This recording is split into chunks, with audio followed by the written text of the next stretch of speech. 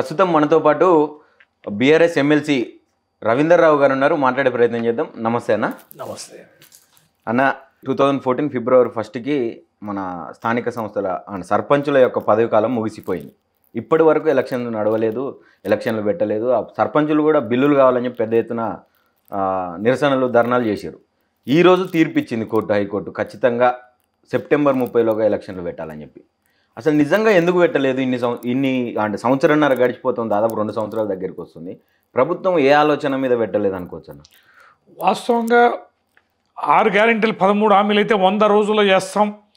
మాకు సంపద సృష్టించడం తెలుసు, ప్రభుత్వాన్ని నడపడం తెలుసు, మా దగ్గర అనేక రకాలైనటువంటి అనుభవాలు ఉన్నాయి, ఇది సుదీర్ఘంగా పరిపాలించిన పార్టీ కనుక ఆ సంపద ఉంది అని చెప్పి ఇబ్బడి ముబ్బడిగా ఇచ్చిన హామీలను వారు విధించుకున్న గడువు ఏదైతుందో ఎన్నికల తర్వాత కాంగ్రెస్ నేతలు, ముఖ్యమంత్రి మాట్లాడిన తీరు ప్రజల్ని నివ్వెరపరిచేది, ఆశ్చర్యపోయేలా. లంకెల బిందెలు ఉన్నాయనుకున్నాం, సెక్రటేరియట్ల అప్పులమయం చేసిరు, మొత్తం ఈ రాష్ట్రం అంతా అప్పులమయం చేసిరు, డబ్బులు లేవు. ఆఖరికి ఉద్యోగస్తులు అడిగితే కూడా మాకు ఇస్తామన్న హామీలు ఏమైనా కోసుక తింటారా, ఢిల్లీకి పోతే ఎవరు నమ్మేటట్లేదు, అపాయింట్మెంట్ ఇవ్వడం లేదు, ఏమన్నా చెప్పులు కూడా ఎత్తుకపోతామోననే భయంతో ఢిల్లీలో ఉన్నారు అని ఈ వికృత చేష్టలు, వికృత మాటలు, ప్రభుత్వాధినేతగా ప్రదర్శించిన బేలతనం ప్రజలకి అర్థమైపోయింది. ఇక వీడు చేయడు. తర్వాత రీసెంట్గా మాట్లాడిన మాటలేంది, నా కోరిక అయితే నన్ను జైల్లో పెట్టిన కేసీఆర్ గారు కుర్చీ గుంజుకోవాలనుకున్నా, ఆ సీట్లో కూర్చోవాలనుకున్నా, నేను ముఖ్యమంత్రి కావాలనుకున్నా, నా ఆకాంక్ష నెరవేరింది, నా జీవిత చిరకాల సాఫల్యం నెరవేరిందని మాట్లాడిన తీరు. ఇది మా కోసం కాదు, మాకు ఇచ్చిన హామీలను నిలబెట్టుకోవడానికి పనిచేస్తున్న ప్రభుత్వం కాదు, ఆయన దూల తీర్చుకోవడం కోసం ఏర్పడిన ప్రభుత్వం అని చెప్పని ప్రజలు అర్థం చేసుకోవడం, ప్రజల్లో వస్తున్న తీవ్రమైన వ్యతిరేకతని ఏదో రకంగా కాలం వెలవెచ్చుతూ డైవర్షన్ పాలిటిక్స్, కేసీఆర్ గారి పైన, కేసీఆర్ గారి కుటుంబం పైన, కేసీఆర్ గారి పాలన పైన అనేకమైన కమిషన్లు వేయడం, ఇంకా ఆ కుటుంబం కేసీఆర్ గారు అవినీతికి పాల్పడిందని ఆ తవ్వే విధానం, ఆ కమిషన్ కేసులు పెట్టే విధానం, నిత్యం బహిరంగ సభల్లో పాలనను వదిలేసి, సంపదను సృష్టించడం వదిలేసి, ఇచ్చిన హామీల అమలును వదిలేసి మాట్లాడే తీరు అర్థమైపోయి స్థానిక ఎన్నికలు పెడితే ప్రజలు బొంద పెడతారు కనుక కాస్త బ్రీతింగ్ టైం ఉండాలని కాలయాపన చేస్తూ పోవడం జరిగింది. ఆ మాజీ సర్పంచులు వాళ్ళందరూ కూడా మన రాష్ట్రానికి రావాల్సిన కేంద్ర నిధులు, ఈ ఫైనాన్స్ కమిషన్ ఉంటాయి, 15th finance commission, 16th finance commission, ఇప్పుడు ఇవన్నీ కమిషన్లే, కేంద్రం నుంచి రావాల్సిన అనేక నిధులు రాకపోవడం, ఆ స్థానిక సంస్థల పరిపాలన మొత్తం కూడా ఎక్కడికక్కడికి స్తంభించిపోవడం అనేది కూడా ప్రజల్లో తీవ్రమైన వ్యతిరేకత వచ్చింది. కోర్టుకు వెళ్ళారు. ఆఖరికి నిన్న కోర్టు మొట్టికాయలు వేసి ఇవాళ తీర్పిస్తే ఇవాళ ఎన్నికలు నిర్వహించే దౌర్భాగ్య స్థితికి ఈ ప్రభుత్వం చేరింది. అంటే ప్రభుత్వం కూడా ఇప్పుడు ఒక మంచి ఆలోచన చేపట్టింది, 42% రిజర్వేషన్ అమల్లోకి తెచ్చే ప్రయత్నం చేస్తుందంట.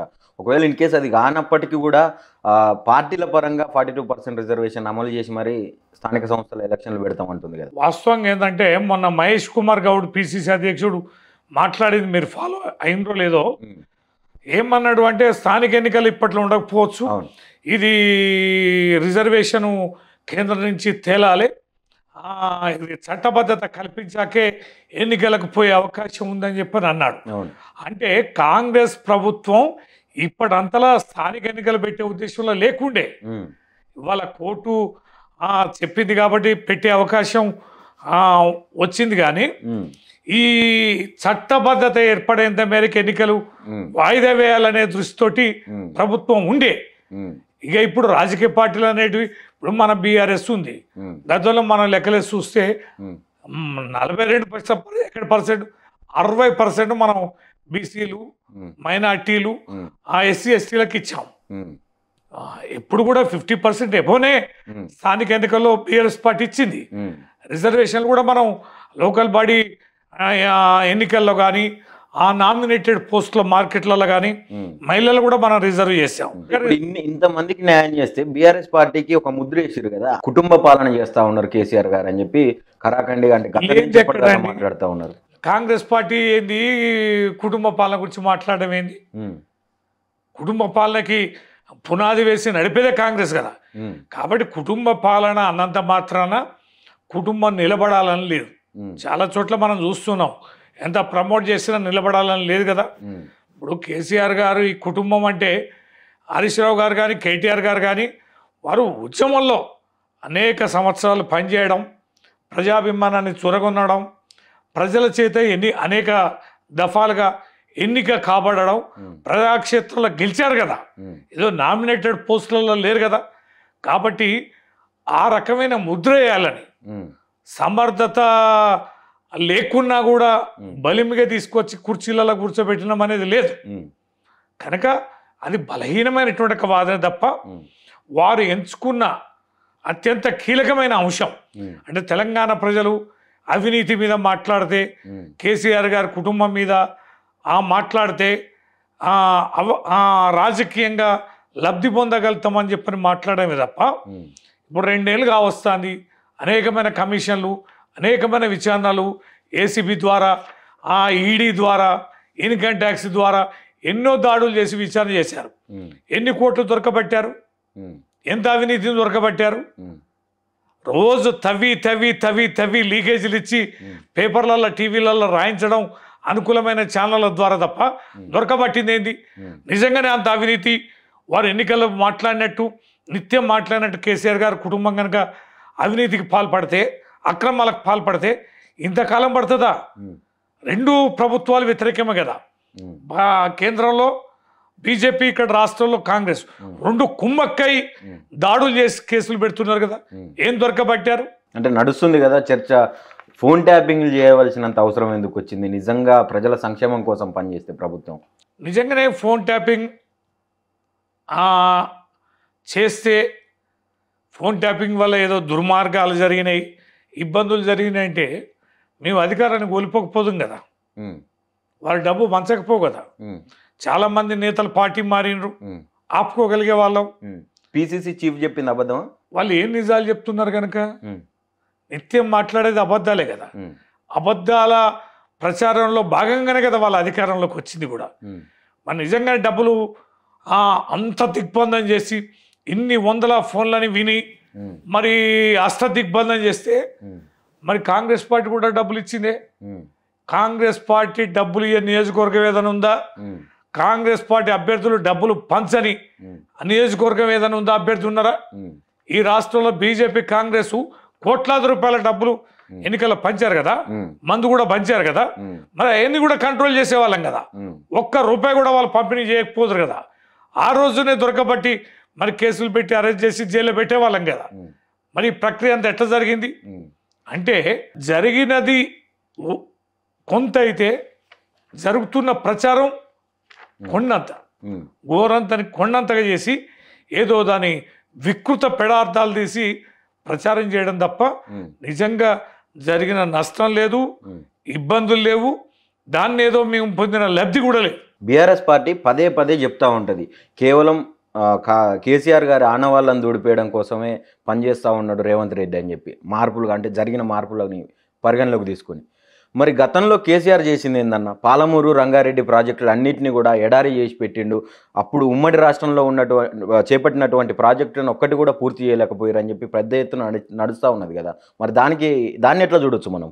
మీరు పాలమూరు అంటారు కదా, ఉమ్మడి మహబూబ్నగర్ జిల్లా మొత్తం కూడా తిరగండి, రంగారెడ్డి జిల్లాలో తిరగండి. ఎక్కడనైనా 14 ముందు వ్యవసాయం ఎట్లుండే, 14 తర్వాత వ్యవసాయం ఎట్లుండే, సాగునీరు ఏ రకంగా బారింది, ఎన్ని రిజర్వాయర్లు నిర్మించాం, ఎన్ని కాలువలు నిర్మించాం, ఎన్ని రకాలుగా మౌలిక వసతులను సమకూర్చి గోదావరిని అనుసంధానం చేసే ప్రక్రియలో భాగమే కదా. కృష్ణానదిలో నీరు రావడం లేదు, అందుకని మీరు ఏ జిల్లాకు పోండి, ఆ జిల్లాలో ఏ నియోజకవర్గం పోండి, విపరీతమైన రిజర్వాయర్లు, కాలువలు ఆల్రెడీ మనం 85% పూర్తి చేసాం. ఆ ప్రక్రియ భాగంలో వేగవంతంగా కాళేశ్వరం 3.5 ఏళ్లలో మనం పూర్తి చేసుకొని అనేక రిజర్వాయర్లు 240 టీఎంసీలను నిల్వ చేసుకునే కాళేశ్వరం ప్రాజెక్టు పూర్తి చేసుకున్నాం. గోదావరి పైన 3 బ్యారేజీల నిర్మాణం చేసుకొని ఇన్కంప్లీటెడ్ ఉన్న ఎల్లంపల్లిని పూర్తి చేసుకొని ఇన్కంప్లీటెడ్ ఉన్న మిడ్ మేనర్ను పూర్తి చేసుకొని మల్లన్న సాగరు, కొండపోశమ్మ, రంగనాయక సాగర్ లాంటి అనేక భారీ రిజర్వాయర్ల నిర్మాణం చేసుకొని టన్నెల్స్ నిర్మించుకొని లిఫ్ట్లను నిర్మించుకొని అనేక చెక్ డ్యామ్లను నిర్మించుకొని అలాగే 50,000 చెరువుల పునర్నిర్మాణం చేసుకొని మనం మొత్తం ఎక్కడికక్కడ నదులను, వాగులను, చెరువులను, రిజర్వాయర్లను అనుసంధానం చేసుకొని మిషన్ భగీరథను పూర్తి చేసుకొని ఈ ప్రాజెక్టులకి మిషన్ భగీరథని అనుసంధానం చేసుకొని హైదరాబాద్కు తాగునీరు మొత్తంగా కూడా ఉచితంగా ఇస్తూ 365 రోజులు 24 గంటలు తాగునీరు ఇస్తూ హైదరాబాద్ను అనుసంధానం చేస్తూ పరిశ్రమలకి ప్రాజెక్టుల ద్వారా వచ్చే నీరుని అనుసంధానం చేస్తూ ఎక్కడనైనా నీటి కొరత ఏర్పడిందా? 24 గంటల నాణ్యమైన విద్యుత్తును ఇస్తేందుకు 135,000 కోట్ల రూపాయల విలువైన ఇన్ఫ్రాస్ట్రక్చర్ విద్యుత్తుకు ఎట్లిచ్చామో ఈ రాష్ట్రంలో ప్రతి ఎకరాకి సాగునీరు ఇవ్వడానికి, ప్రతి ఇంటికి మంచినీళ్ళు ఇవ్వడానికి, ప్రతి చెరువులో నీళ్ళు ఉండడానికి, ప్రతి వాగులో నదుల్లో నీరు నిల్వ చేయడానికి, పడ్డ ప్రతి వర్షపు చుక్కని నిలువరించడానికి, ప్రతి ఇంటికి మంచినీళ్ళు ఇవ్వడానికి, ప్రతి పరిశ్రమకి కావలసిన నీటిని ఇవ్వడానికి యావత్ తెలంగాణని నదుల అనుసంధానం చేసి గ్లోబలైజ్ చేశాం. అందుకనే విపరీతమైన భూగర్భ జలాలు పెరిగాయి. అందుకనే విపరీతంగా వర్షపు నీరు నిల్వ చేసుకోగలిగాం. ఏకకాలంలో ఈ రాష్ట్రంలో 1000 టీఎంసీల నీరు చెరువుల ద్వారా కానీ, వాగులల్లో కానీ, బావుల రూపేణ కానీ, రిజర్వాయర్ల రూపేణ కానీ మనం నీటిని నిల్వ చేసుకునే సామర్థ్యం ఎండాకాలం కూడా ఉండింది అంటే ఎంత దూరదృష్టి. చేవెళ్ళ, ప్రాణహిత పేర్లు మార్చి, ప్లేసులు మార్చి, దాని యొక్క వ్యయం మార్చి, అంచనా పెంచి అక్కడి నుంచి కాళేశ్వరం అని చెప్పి 1,00,000 కోట్లు గోదావరిలో కొట్టకపోయేటట్టు చేసిండ్రు. సంవత్సరంలోపే కాళేశ్వరం కాస్త కూలేశ్వరం అయిందని చెప్పి మాట్లాడుతూ ఉన్నారు. వాళ్ళు ఎన్నో మాట్లాడుతున్నారు. వాళ్ళకి ఇప్పుడు భారీ పెట్టుబడులు లేవు. మిషన్ భగీరథ యావత్ తెలంగాణలో మనం 50,000 కోట్లతో అద్భుతమైన ప్రాజెక్టు నిర్మించుకున్నాం. తాగునీరు సంబంధించి వాళ్ళు రూపాయి పెట్టడానికి అవకాశం లే. 135,000 కోట్లతో అద్భుతంగా మనం ఎలక్ట్రిసిటీ కూడా నిర్మించి పెట్టాం బ్రహ్మాండంగా. ఆల్రెడీ ఇది కూడా ఏది భద్రాద్రి, యాదాద్రి ప్రాజెక్టు కూడా విద్యుత్ ఉత్పత్తి 4,000 మెగావాట్ల పైన పూర్తి చేసుకున్నాం. 35,000 కోట్లతో ప్రాజెక్టు కూడా ఎంతో ఇన్ఫ్రాస్ట్రక్చర్ ఇచ్చాం. కరెంటు సంబంధించి పెద్ద పెట్టుబడి లేదు. తర్వాత సాగునీరు సంబంధించి బ్రహ్మాండంగా ప్రాజెక్ట్స్ కట్టుకొని ఉన్నాం. వాళ్ళు ఇప్పుడు ఇచ్చేదల్లా మేజర్గా ఏముందండి? కార్యాలయాలు కట్టుకున్నాం, మెడికల్ కాలేజీలు మ్యాక్సిమం కట్టినాం, హాస్పిటల్ మ్యాక్సిమం కట్టినాం, విద్యా సంస్థలు చాలా వరకు కట్టినాం. బీఆర్ఎస్ కట్టిందా? ఎస్. Medical college yes. అంటే రీసెంట్గా ఒక మంత్రి చెప్తా ఉన్నాడు కదా, కాంగ్రెస్ మేము జిల్లాకు మెడికల్ కాలేజీలు తీసుకొచ్చిన ఘనత కాంగ్రెస్ అని చెప్తా ఉన్నాడు. జిల్లా సిగ్గుపోద్ది మాట్లాడితే. అది వింటే సిగ్గుపోద్ది. 33 జిల్లాల్లో మెడికల్ కళాశాల శాంక్షన్ చేసింది బీఆర్ఎస్. వీళ్ళు వచ్చి 2వ ఏడు ఇది. ఇప్పుడు ప్రతి మెడికల్ కాలేజీలో బ్యాచ్లు ఎప్పుడు ప్రారంభమైనాయండి. అంటే కొనసాగింపు. మనం కళాశాలలు పెట్టాం, అడ్మిషన్లు చేసాం, ప్రారంభించాం, డబ్బులు కేటాయించాం, ఇంకా కొన్ని డబ్బులు ఇచ్చి కొన్ని బిల్డింగ్లు పూర్తి చేయాలి. ఇప్పుడు మా మహబూబాబాద్ జిల్లా ఉంది, ఇప్పుడు 80% పూర్తయింది, ఇంకా 20% అసంపూర్తిగా ఉంది. ఆ 20% నిధులు ఇవ్వాలి. వరంగల్ లాంటి ప్రతిష్టాత్మకమైన జైలుని కూల్చేసి నగరం నడిబొడ్డున వరంగల్లో ఒక అద్భుతమైన 26 అంతస్తుల కార్పొరేట్ స్థాయి, ఎయిమ్స్ స్థాయి మనం ఆ వైద్యశాలను నిర్మిస్తున్నాం. ఎంత పెద్ద అద్భుతమైందండి. 1,600 కోట్లతోటి బ్రహ్మాండమైన హాస్పిటల్ నిర్మాణం. మొత్తం స్లాబ్లు అయిపోయినాయి, ఫెన్సింగ్ స్టేజ్లో ఉంది, 80% అయిపోయింది. 20% నువ్వు పెట్టాలి కదా. నువ్వు 48 ఏళ్ళు చూసావు, పరిపాలించినావు. 75 ఏళ్ళు దాటింది, 80 ఏళ్ళకి వచ్చింది స్వతంత్రం వచ్చి. మనం తెలంగాణ తెచ్చుకొని 10 ఏళ్ళు అయింది. ఈ 10 ఏళ్లలో ఉన్న హాస్పిటల్ ఎన్ని, ఉన్న బెడ్లు ఎన్ని, ఉన్న మెడికల్ కాలేజీలు ఎన్ని, ఇవాళ ఉన్న మెడికల్ కాలేజీలని 14 మంది మెడికల్ కాలేజీలని సీట్లని ఇప్పుడున్న మెడికల్ కాలేజీలని సీట్లని నవ్విపోతురు కదా నాకేంటి సిగ్గని ఇష్టం వచ్చినట్టుగా ఏది పడితే అది నడుస్తుంది ఏది మాట్లాడుతుంది కేసీఆర్ గారి కుటుంబాన్ని రాజకీయంగా దూరం చేయాలి భూస్థాపితం చేయాలి మళ్ళీ లేవద్దు అని కసికొద్ది మాట్లాడే దుర్మార్గపు భాష దాడినే తప్ప ప్రజలకు అర్థమైంది కేసీఆర్ గారిని ఎక్కడ దూరం చేసుకుందాం ఒక భాష బాగా వైరల్ అవుతా ఉన్నదండి తెలుగు 2 రాష్ట్రాల నుంచి ఇప్పుడు తెలంగాణకు కూడా వచ్చింది ఈ రప్ప రప్ప అని ఒక సినిమా డైలాగ్ తీసుకొని రాజకీయాలు నడిపిస్తూ ఉన్నారు దాన్ని మ్యాక్సిమం రప్ప రప్ప పెట్టేటటువంటి వైఖరి మనది కాదు మనది రాయలసీమ కాదని చెప్పి కాంగ్రెస్ వాళ్ళు ప్రధానంగా ఆరోపిస్తూ ఉన్నారు రేవంత్ రెడ్డి గారు ఏ సభల మాట్లాడినా కేసీఆర్ గారి కుటుంబాన్ని దిగజార్చేలాగా విచ్చలవిడిగా మాట్లాడుతున్నప్పుడు అధికార దర్పంతో ముఖ్యమంత్రి స్థాయిలో ఉండి ప్రజలు ఎన్నుకున్న ప్రభుత్వ బాధ్యతలు నిర్వర్తించాల్సిన ముఖ్యమంత్రి మాట్లాడే మాటల్ని ఖచ్చితంగా టీవీలు పేపర్లు విస్తృతంగా ప్రచారం చేస్తాయి రాస్తాయి చూపిస్తాయి అలాంటి సమయంలో మేము మూసుకొని ఉండం కదా అనివార్యంగా మాకు ఇష్టం లేకపోయినా కూడా వాటి కౌంటర్ ఇవ్వాల్సి వస్తుంది మీరు మొత్తంగా కూడా చూడండి ఈ సంవత్సర 10 నెలల్లో రేవంత్ రెడ్డి గారు కానీ కాంగ్రెస్ నేతలు కానీ మాట్లాడుతున్న వికృత భాషకి మాటలకి మీ విరుగుడుగా కౌంటర్గా మేము మాట్లాడుతున్నాం తప్ప మేమే అవకాశంగా తీసుకొని మాట్లాడలే మేము మాట్లాడితే 10 ఏళ్ళలో మాట్లాడుతాం కదా 10 సంవత్సరాల్లో ముఖ్యమంత్రిగా కేసీఆర్ గారు కానీ బీఆర్ఎస్ పార్టీ నేతల భాషను కానీ చూడండి ఉద్యమ సమయంలో కూడా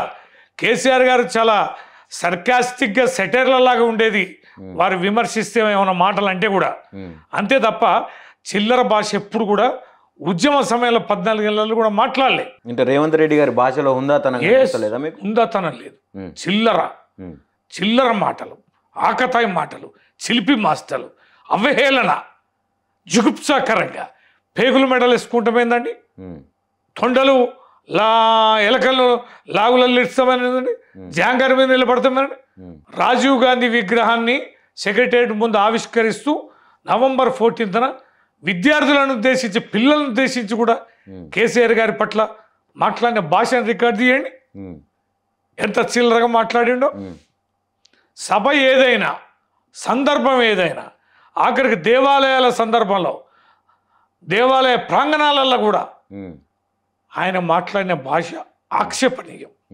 తెలంగాణలో అధికారం ఉన్నప్పుడు కానీ 14 ఏళ్ళ ఉద్యమ సమయంలో కానీ ఇంత పదమైన పదజాలాన్ని మేము మాట్లాడలేదు ఇవాళ మేము మాట్లాడుతున్నాం బరాబర్ ఎందుకు మాట్లాడుతున్నాం నువ్వు ఒరే అంటే నేను తురే అనాల్సి వస్తుంది అవులంటే అవులా అనాలి నువ్వు గాడిదంటే మేము అజ్జీ బాంచనాలంటామా అనం కదా మాటకు మాట దెబ్బకు దెబ్బ అనేది ఖచ్చితంగా చూపించే అవసరం ఉంటుంది ఇప్పుడు కాంగ్రెస్ పార్టీ ఏం చేస్తలేదు ఏ హామీలు నెరవేరుస్తలేదు అని చెప్పి పదే చెప్తున్నటువంటి బీఆర్ఎస్కి గతంలో చేసిన అప్పులు ఎందుకు గుర్తొస్తలేవు దాంట్లో గురించి ఎందుకు మాట్లాడడం లేదు 7 లక్షల కోట్ల అప్పులు చేసి ప్రభుత్వాన్ని దిగజార్చింది బీఆర్ఎస్ పార్టీ కాదా ఇప్పుడు 7, 4.5, 5 అనేది అంత ఫ్లక్చువేషన్స్ ఉన్నాయి మేము అనేక వేదికల ద్వారా ఎంత అప్పు తెచ్చినాం అనేది ఉంది మేము తెచ్చినాం కానీ అప్పుకి ఇన్ఫ్రాస్ట్రక్చర్ ఉంది ఇప్పుడు శాశ్వతమైన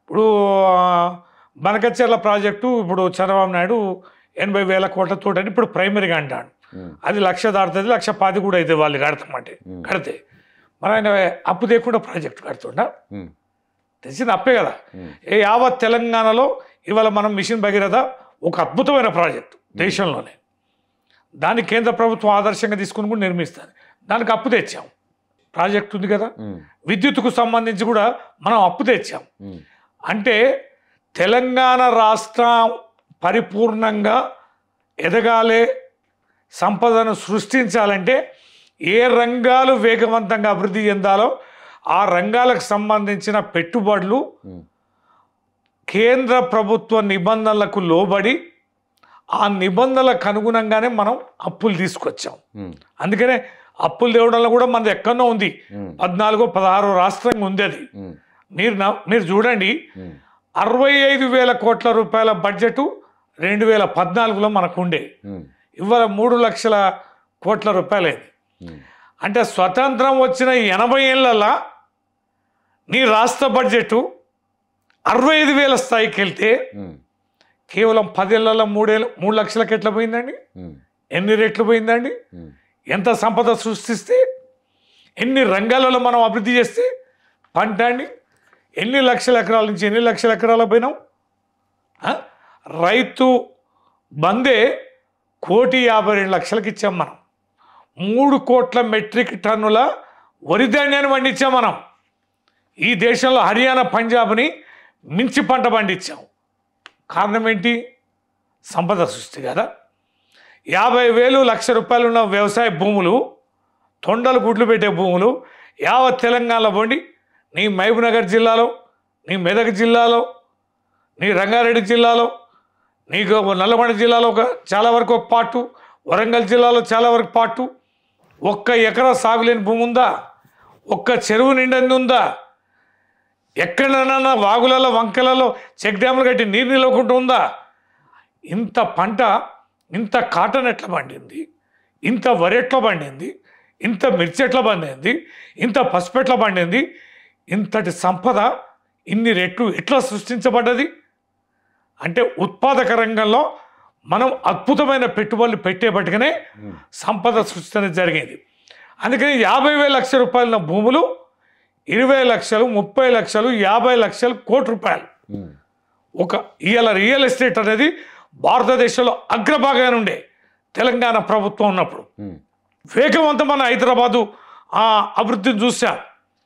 ఫ్లైఓవర్లు కానీ, రోడ్లు కానీ, భవనాలు కానీ, హైస్టోర్ బిల్డింగ్స్ కానీ. ఈ ప్రగతి అంతా ఎక్కడిదండి? సంపద సృష్టించబడుతున్నాయి కదా. బడ్జెట్ పెరగడం కానీ, జనం దగ్గర డబ్బులు ఉండడం కానీ, పంటలు పండడం కానీ, అగ్రభాగాన్ని రాష్ట్రం ఉండడం అనేది కానీ, గృహ నిర్మాణాలు, ప్రజలు కట్టుకున్న గృహ నిర్మాణాలు ఎంత అండి? ప్రతి ఊళ్ళో స్వయం శక్తితోటి ఇండ్లు నిర్మించుకునే అవకాశం ప్రజలకు ఎట్లా వచ్చింది? పంటలు పడుతున్నాయి కదా. కాబట్టి ప్రగతిని సాధించామంటే ఖచ్చితంగా అద్భుతమైన ప్రణాళికలు, వనరులను సద్వినియోగం చేసుకున్నాం. ఒక దీర్ఘకాలిక శాశ్వతమైన దూరాలోచనతో కేసీఆర్ గారు చేశారు కనుకనే ఈ ప్రగతిని అనుభవిస్తూ ఇలా ప్రభుత్వాన్ని నడిపేటోడే ఈ రేవంత్ రెడ్డి కాంగ్రెస్ ప్రభుత్వం. మరి వాళ్ళు కూడా ఈ ఏడాదిన్నరలో 1,80,000 కోట్లు అప్పు చేశారు. 1,80,000 కోట్లు అప్పు తెచ్చిందని చెప్పి చెప్తా ఉన్నారు. ఒక విద్యా వ్యవస్థని చక్కదిద్దడం కోసం విద్య పట్ల ఒక చిత్తశుద్ధితో పనిచేస్తూ ఉన్నది మా ప్రభుత్వం అని చెప్పి చెప్తా ఉన్నారు. 200 కోట్లు పెట్టి ఒక కాలేజీ, ఒక స్కూల్ నిర్మిస్తూ ఉన్నారు. ఈరోజు బాలలే రేపటి పౌరులు అనేది నానుడి ఉంది కదా మన తెలంగాణ. మీలాంటి వాళ్ళు ఇట్లా మాట్లాడబట్టుకనే ప్రజలకు తప్పుడు సంకేతాలు పోతున్నాయి. మీరు వేసే ప్రశ్న ఉంది కదా, 200 కోట్ల రూపాయల ఇంటిగ్రేటెడ్ స్కూల్స్ నిర్మాణం ఏందో తెలుసా? ఇప్పుడు ప్రతి మండలంలో, ప్రతి నియోజకవర్గంలో మన రాష్ట్రంలో బీసీ గురుకులం ఉంది, ఎస్టీ గురుకులం ఉంది, మైనార్టీ గురుకులం ఉంది, ఆ తర్వాత ఎస్సీ గురుకులం, అమ్మాయిలు ఉన్నాయి, అబ్బాయిలు ఉన్నాయి. ఈ గురుకులాలను ఒక చోట ఉంచి నిర్మిస్తుండే ఆయనే. కొత్త స్కూల్ కాదు. ఫర్ యువర్ కైండ్ ఇన్ఫర్మేషన్, మీ ద్వారానైనా ప్రజలకి సరైన సమాచారం చేరాలి. ఇప్పుడు నడుస్తున్న ఎగ్జిస్టింగ్ గురుకులాలను, అన్ని కులాల ద్వారా వివిధ పద్ధతుల్లో ఉన్న గురుకులాలను ఒక చోట 2,500 నుంచి 3,000 మందిని క్లబ్ చేసి ఒక క్యాంపస్లో పెడతా అంటున్నాడు. ఈయన మెరుగు చేసే విద్య ఎక్కడిది? మెరుగు చేసే సంఖ్య పెంచుడు ఎక్కడిది? ఒక్కో గురుకులంలో 500 స్ట్రెంత్ ఉంటారండి. BC, SC, ST, minority general గురుకులం కలిపి ఒక చోట క్యాంపస్లో పెడతాడు. ఆయన కొత్తగా చేసింది ఎంత చెప్పండి? డబ్బు దుర్వినియోగం కదా. ఆల్రెడీ నిర్మించిన భవనాలు చాలా చోట్ల ఉన్నాయి, ఆల్రెడీ ఎగ్జిస్టింగ్ గురుకులాలు. ఆయన పెట్టేది కొత్త గురుకులాలు కావు, కొత్త ఇంటిగ్రేటెడ్ స్కూల్స్ కావు.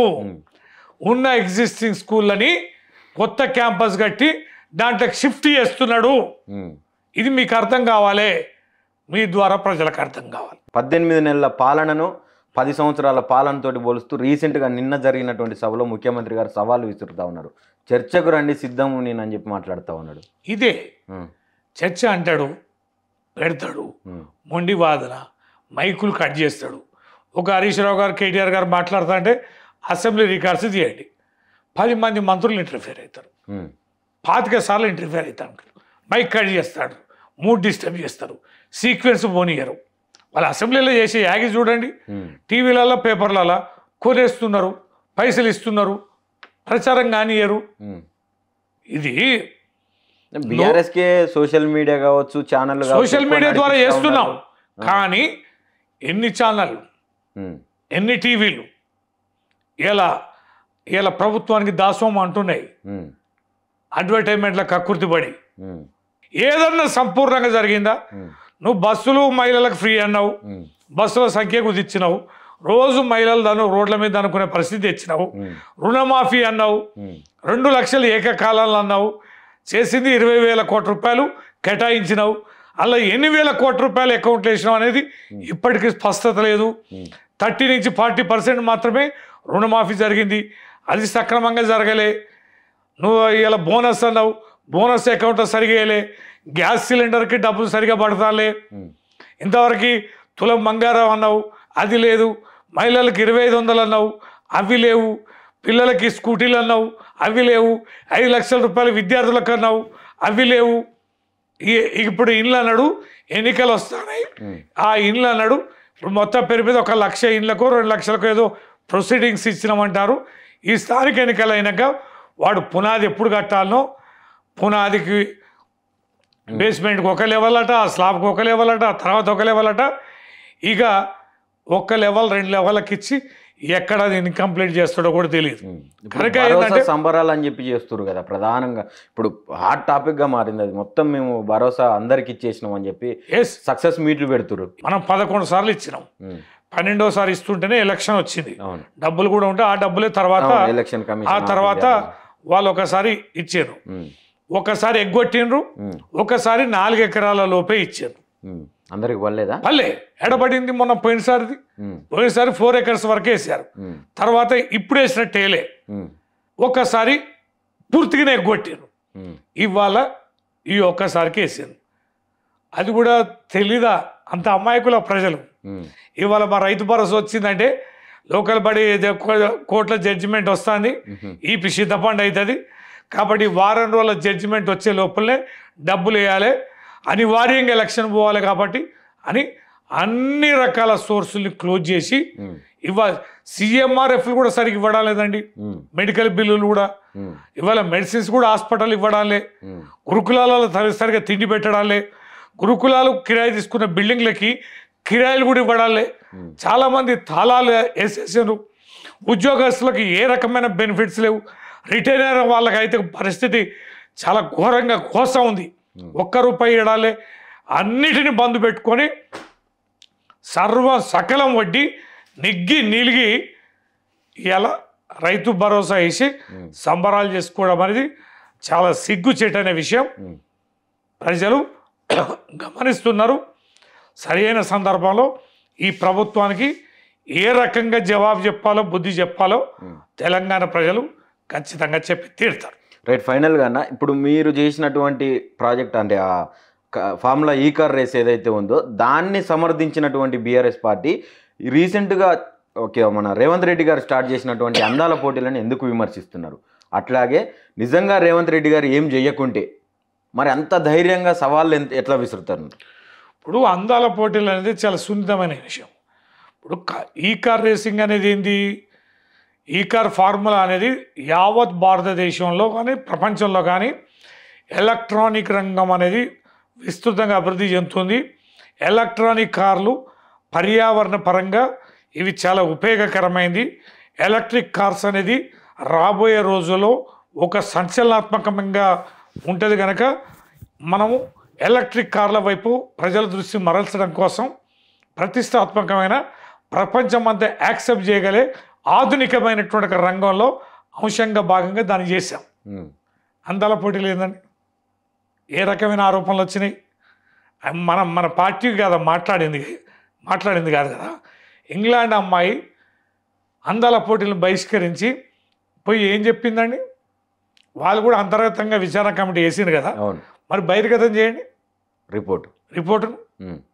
మీ కాంగ్రెస్ నేతలు ఎట్లా అబాస్పాలు చేసిండ్రు, ఎంత అప్రతిష్ట పాలు చేసిండ్రు అనేది, ఎంతమంది అమ్మాయిల్ని వేధించిండ్రు అనేది, ఆ పోటీలను ఏ రకంగా వాడుకుండ్రు అనేది సిగ్గుచేటన్న విషయం కదా. ఓ పక్కన అప్పుల పాలైనమని, ఓ పక్కన డబ్బులు లేవని, ఓ పక్కన ఇచ్చిన హామీలను విస్మరించి పెట్టుబడుల కోసం పెట్టినామని చెప్తా ఉన్నారు. అది మరి అదన్నప్పుడు ఈ కార్ రేస్ మీద మరి పెట్టదు కదా. ముందు నువ్వు కదా ఆరోపణ చేసింది. ఈ కార్ రేసింగ్ అనేది 700 కోట్ల రూపాయల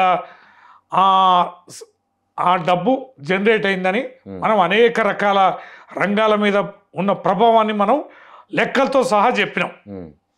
దాన్ని నువ్వు ఆక్షేపిస్తూ నువ్వు ప్రాసెస్లో పొరపాటు ఉందని నువ్వు ఇంత వేధిస్తున్నావు. మరి ఇది చెప్పాలిగా నువ్వు. ఏం లాభం జరిగింది, ఎంత డబ్బు వచ్చింది హైదరాబాద్కి, మన ప్రభుత్వానికి, నువ్వు ఎంత ఖర్చు పెట్టినావు, ఎంత ప్రతిష్ట పెరిగింది, ప్రతిష్టాత్మక దీనికి దానికి పోలిక ఉంది అని అన్నప్పుడు మరి ఇది నువ్వు ఎట్లా సమర్థించుకుంటున్నావో మరి దాన్ని కూడా నువ్వు సమర్థించాలి కదా. దాన్ని తప్పుపట్టదు కదా. దాన్ని నువ్వు తప్పుపడుతూ కేసు పెడుతూ దీన్ని ఎట్లా నువ్వు ఒప్పంటావు. 33 వరకు కాంగ్రెసే కొనసాగుతుంది. బీఆర్ఎస్ చేసినటువంటి పాపాలన్నీ కూడా తెలంగాణలో ప్రజానీకానికి మొత్తం అర్థమైంది. ఇక దాన్ని నమ్మే ప్రసక్తి లేదని చెప్పి వాళ్ళు మాట్లాడారు. ముఖ్యమంత్రి ఇక అధికారంలో ఎవరైనా మాట్లాడేది వాళ్ళైనా ఎవరైనా ఓసారి అధికారం రాగానే 20 ఏళ్ళు మాదే విజన్ 2020 అని చంద్రబాబు నాయుడు అనేది.